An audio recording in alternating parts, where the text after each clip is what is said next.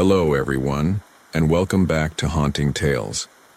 Tonight, as you sink into the shadows of your room, as the night wraps itself around you, I have a question.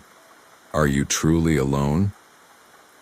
Before you drift off, leave a comment below telling me where you're listening from, if you're still there. And if you enjoy these eerie tales, be sure to like and subscribe, because sometimes the things that lurk in the dark are watching, listening, waiting. And speaking of things lurking in the dark, let me take you into a tale that will make you question every creak, every whisper, and every shadow in the corner of your room. Ethan Cole had spent years chasing the unknown. He was an archaeologist, but more than that, he was a seeker of lost myths, the kinds of legends people whispered about in hushed tones. When he first heard rumors of the Flesh Cathedral, a hidden temple said to be made of living, breathing tissue, he thought it was just another ghost story. But then he found the map. The journey led him deep into the Peruvian jungle, where the air was thick with moisture and the trees loomed like silent watchers. He hacked his way through the dense undergrowth until he stumbled upon a cave entrance, its jagged mouth exhaling a damp, foul breath. His guide refused to go any farther. "This place is cursed," the man muttered before vanishing into the jungle. Ethan, ever the skeptic, pressed on. The deeper he ventured, the more unnatural the cave felt. The walls were slick, pulsating as if something massive was breathing just beneath the surface. Then he saw it. The cathedral. It wasn't built of stone or wood but of flesh. Veins pulsed through the walls, and grotesque statues of writhing bodies formed the towering arches. The floor squelched under his boots, as though he were walking on muscle and fat. And then he heard it. A whisper that wasn't a whisper, a voice inside his head, soft and hungry. "You've come to worship." Ethan spun around, but there was no one there. He took a cautious step forward, and the walls trembled as if in anticipation. A door formed ahead, its edges peeling apart like lips stretching into a grin. Inside, a grand altar stood, draped in red sinew. At its center was a pulsing heart, the size of a man, beating in a slow, deliberate rhythm. Faces emerged from the walls, stretching through the skin, their mouths opening in silent screams. "Feed me, and I will show you wonders." Ethan had spent his life searching for something greater, something beyond human understanding. He reached into his bag, pulled out his knife, and sliced his palm open. The blood dripped onto the altar, and the cathedral shuddered in pleasure. A door beyond the heart split open, leading deeper into the unknown. As he stepped through, he felt the walls close behind him, sealing him inside. The last thing he heard before the darkness swallowed him whole was the sound of his own name, whispered in 1,000 voices. But some doors should never be opened. Just ask the man who once carved the most beautiful puppets in the world, only to become a puppet himself. That is another story for tonight. The Marionette Man. Louis Farrow was a master of his craft. His marionettes weren't just puppets, they were works of art, carved with such delicate precision that they seemed almost alive. His workshop, tucked away in a forgotten alley of the city, was a place of magic. But magic has a price. One day, a stranger arrived at his door. The man was gaunt, his skin stretched too tightly over his skull, and his fingers twitched as if they were pulled by invisible strings. He carried a bundle wrapped in silk and placed it gently on Louis's workbench. "Carve it," the man whispered, his voice barely more than a breath, "and it will be the finest puppet you have ever made." Louis unwrapped the bundle and felt his stomach twist. The wood was unlike anything he had ever seen, warm to the touch almost, pulsating. But curiosity overpowered his unease and he set to work. As he carved, he felt something strange happening. The puppet's limbs moved before he attached the strings. Its glassy eyes followed him around the room. At night, he swore he heard it, whispering. Then the dreams began. Louis saw himself dangling from strings, moving not by his own will but by the force of an unseen puppeteer. Every morning he woke with fresh bruises along his wrists and ankles, as though the strings from his nightmares had been real. The puppet was complete, and the moment he placed it on the stand, it stood up on its own. "My turn now," it said. Louis screamed as invisible strings wrapped around his limbs, tightening until his body lifted from the ground.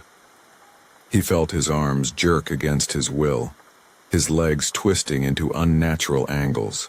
He was no longer the master. He was the marionette. The last thing he saw before the strings yanked his head back was the puppet smiling. Not all creations are meant to be controlled.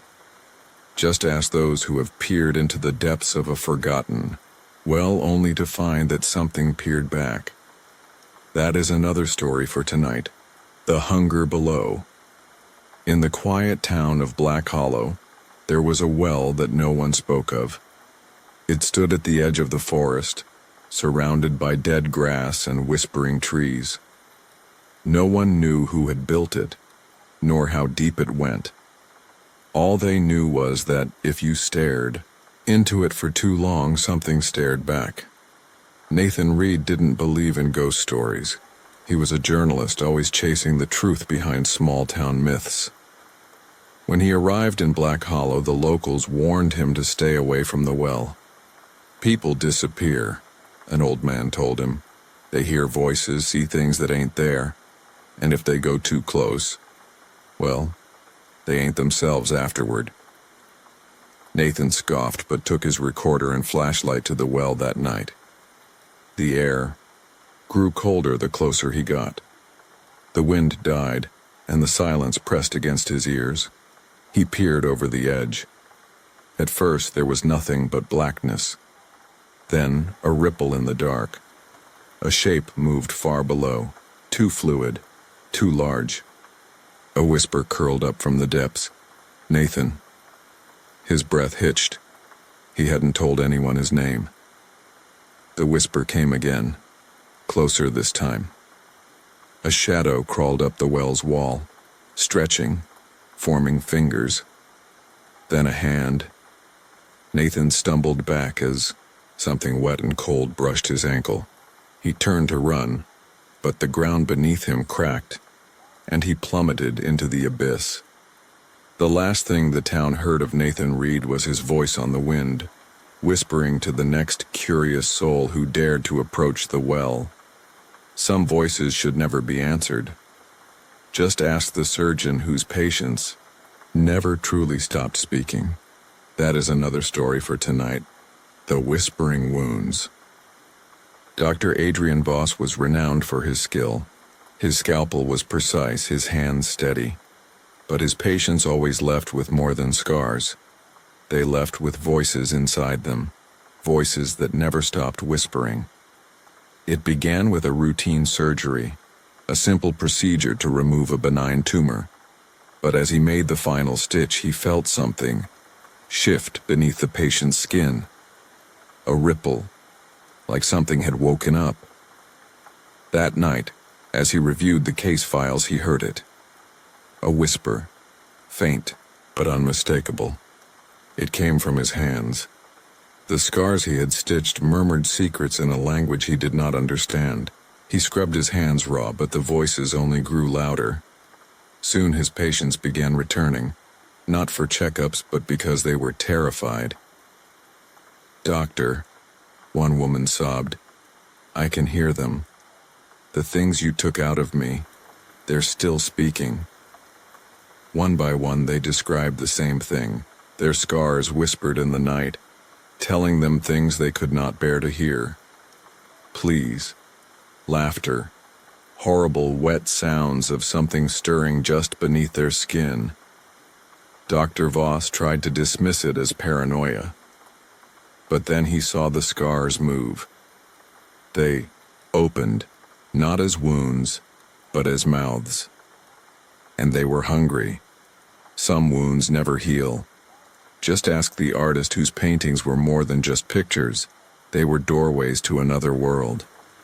That is another story for tonight. The Canvas of Souls. Samuel Grayson was a gifted artist, but his paintings had a reputation. Those who owned them swore they moved when no one was looking. Some claimed they whispered in the dark. One evening he received a commission from an unknown buyer. The request was simple: paint a portrait using the canvas provided. When the package arrived, Samuel unwrapped it and frowned. The canvas was strange, soft to the touch, almost like skin. He hesitated, but ultimately gave in to curiosity. As his brush glided across the surface, he felt an odd resistance, like the canvas was drinking in the paint. He worked late into the night, losing himself in the strokes. The face he painted was haunting, its eyes deep and knowing, its lips frozen in a half-smile that made Samuel uneasy. When he finished, he stepped back, and the painted eyes locked onto his. Samuel's breath hitched. He swore the image had shifted. The mouth once closed was now slightly open. Then it spoke. "Let me out." Samuel stumbled back, knocking over his easel. The painting pulsed, the colors swirling like liquid, the face inside pressing against the surface as if trying to escape. The next morning, a knock at the door startled him awake. A man in a dark coat stood on his doorstep. "You've completed it," the man said, stepping inside uninvited. He gazed at the painting with satisfaction. "It's perfect." "What is this?" Samuel demanded. The man smiled. "A doorway." Before Samuel could react, the painted figure's hand shot out of the canvas, grabbing his wrist with an iron grip. Cold seeped into his skin, paralyzing him as the figure pulled itself free. The last thing Samuel saw before darkness consumed him was his own reflection in the painting. Trapped. The man took the canvas and left. Some art should never be created. Just ask the scientist who discovered a way to bring back the dead. But at a terrible cost. That is another story for tonight. The Hollow Revival. Dr. Malcolm Harrow had spent his life defying death. A scientist obsessed with resurrection, he had developed a serum that could bring the dead back to life. But there was a flaw. The revived were not as they once were. When he first tested it, on a rat, the creature twitched back to life, its eyes clouded, its movements stiff and unnatural.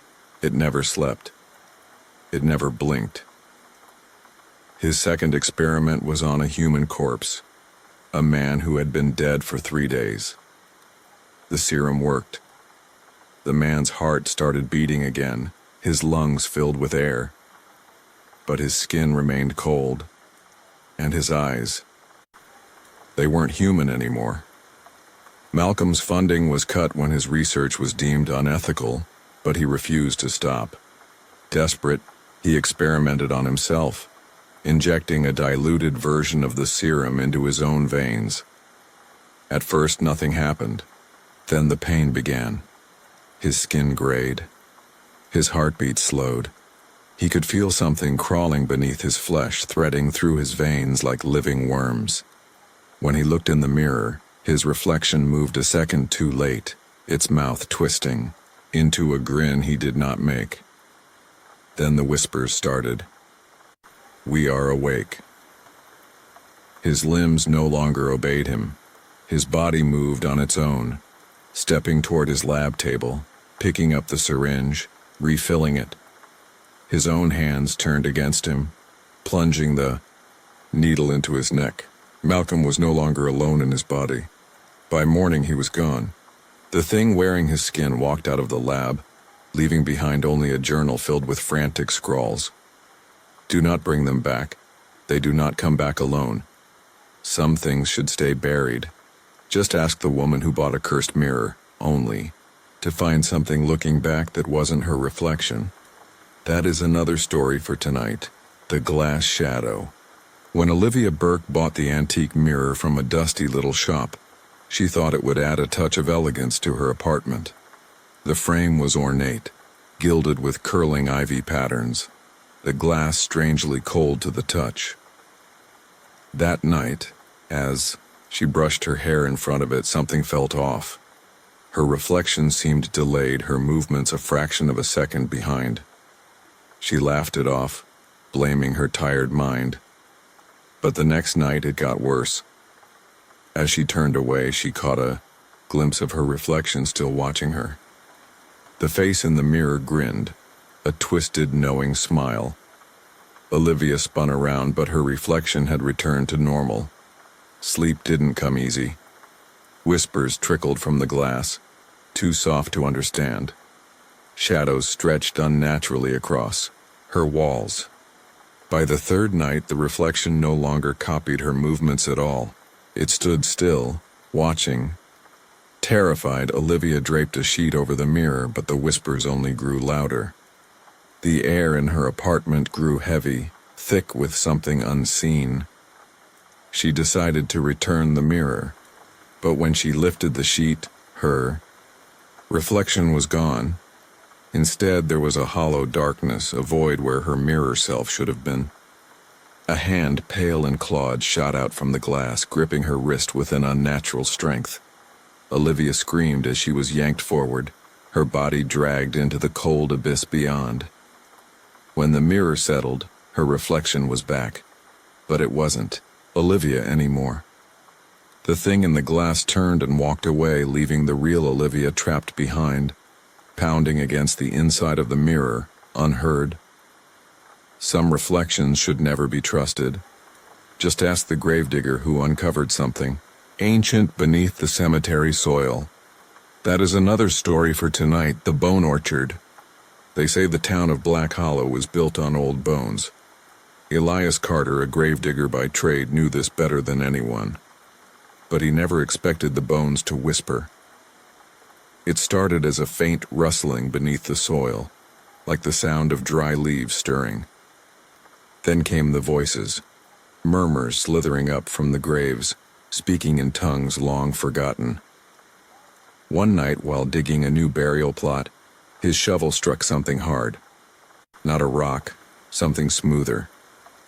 He brushed the dirt away and uncovered a skull, larger than any human's, its surface engraved with symbols that pulsed faintly in the moonlight.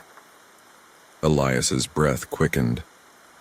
He glanced around the cemetery, suddenly aware of how silent it had become. The usual chirping insects had vanished. Even the wind had died. Then the ground beneath him trembled. Bones, countless and ancient, began to rise from the soil. They threaded together, forming shapes that should not exist, impossible creatures with elongated limbs and gaping mouths. The whispers grew into a chorus of hunger. Elias turned to run, but skeletal hands erupted from the dirt, clutching his ankles. He screamed as he was dragged down into the earth, swallowed whole by the grave he had dug himself. By morning, the cemetery was quiet once more. The only sign of Elias's fate was his shovel, standing upright in the freshly turned soil. Some graves should never be disturbed. Just ask the lighthouse keeper who saw something crawling up from the depths of the ocean, something that did not belong in this world. That is another story for tonight, the Drowned Calling. Captain Elias Greaves had tended Black Hollow's lighthouse for over 30 years. A lonely sentinel standing watch over the violent sea. The townsfolk whispered about the strange things that washed ashore. Slick, black bones, fish with two, many eyes, and sometimes things with fingers instead of fins. One stormy night, the tide brought something different. A body. It lay sprawled across the jagged rocks below the lighthouse, its skin gray and glistening. Elias, accustomed to the sea's cruelty, made his way down to investigate. But as he approached, the corpse gasped, a wet, rattling breath. He staggered back. No one should have survived such a fall. The figure twitched, its limbs jerking unnaturally, as it pushed itself up. Elias glimpsed its face, hollow eyes, its mouth lined with needle-like teeth. It fixed him with a gaze that was both pleading and hungry. Then it spoke. A voice like waves crashing against stone filled Elias's mind, whispering secrets of the deep, of cities drowned before time began, of gods that slumbered beneath the waves. His body ached as if the ocean itself had wrapped around his bones, pulling him toward the tide. The creature reached out a webbed hand. Its fingers curled in invitation. Elias took a step forward, unable to resist. The next morning, the lighthouse stood empty, its beacon unlit. The town searched for Elias, but all they found was his boots at the water's edge, the tide gently lapping at them. And far out to sea, something new swam beneath the surface. Something that had once been a man. Some calls should never be answered. Just ask the woman who received a letter from someone who had been dead for over a decade. That is another story for tonight. The Forgotten Letter. Mira Holloway lived alone in a quiet house on the outskirts of town. The world had long forgotten her, and she had done the same in return. But one rainy evening, as she sifted through her daily pile of bills and advertisements, her hands froze on an envelope that shouldn't exist. It was yellowed, brittle at the edges, and the inked address was unmistakable. Written in the careful, deliberate hand of her sister, Eleanor. Eleanor had been dead for 10 years. Her breath caught in her throat as she turned it over.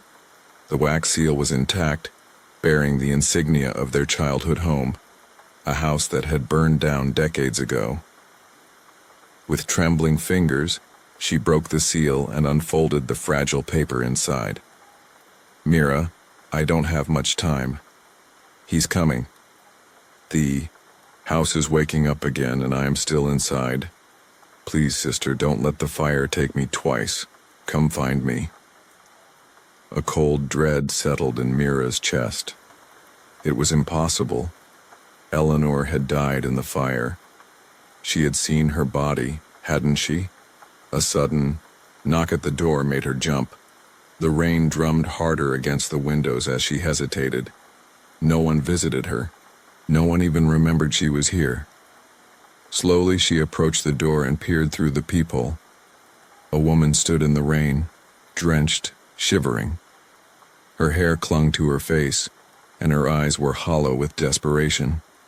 Mira's breath hitched. It was Eleanor. The knock came again, harder this time. Mira, let me in. Her voice was exactly as Mira remembered it. But something in her sister's smile was wrong. Some letters should never be read. Just ask the man who found a mirror that did. Not reflect him, but something else entirely. That is another story for tonight. The Other Reflection. Graham Whitaker always prided himself on being a man of logic, a university professor, a scholar of the tangible and explainable. So when he purchased an antique mirror from an estate sale, he gave no thought to the stories surrounding it. Stories of those who looked into it and saw something staring back. He hung it in his study, a perfect complement to his dark wooden shelves and towering bookcases. It was grand, an old Victorian piece with an ornate frame that curled like twisting vines. But the glass itself was strange. It didn't just reflect, it absorbed. Color seemed duller in its surface, as if it were drinking the light from the room. One evening, as Graham worked late, he caught movement in the mirror from the corner of his eye. A flicker, a shift. He turned, but his reflection was exactly as it should be. Shaking off the unease, he returned to his work. Then it happened again. This time, he stared directly into the glass, and his reflection smiled. Graham did not. A cold, creeping dread coiled around his spine as his reflection tilted its head, an unnatural, deliberate motion that he had not made. His fingers twitched, but the thing in the mirror did not mimic the movement. It only grinned wider. Then it stepped forward. Glass cracked as his reflection pressed against the inside, its hands flattening against the surface like a prisoner begging for release. Graham stumbled backward as a web of fractures spread across the mirror's face. A deep, wet whisper crawled through the room. "Let me in."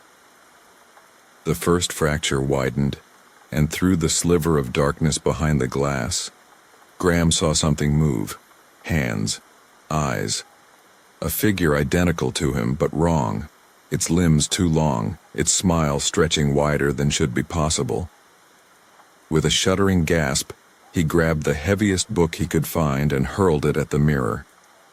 The glass exploded, shards scattering across the study floor. His reflection, his other self, vanished with a shriek that was swallowed by the wind outside.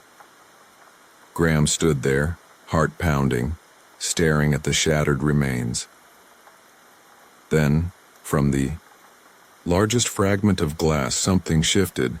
His reflection was still there, and it was laughing.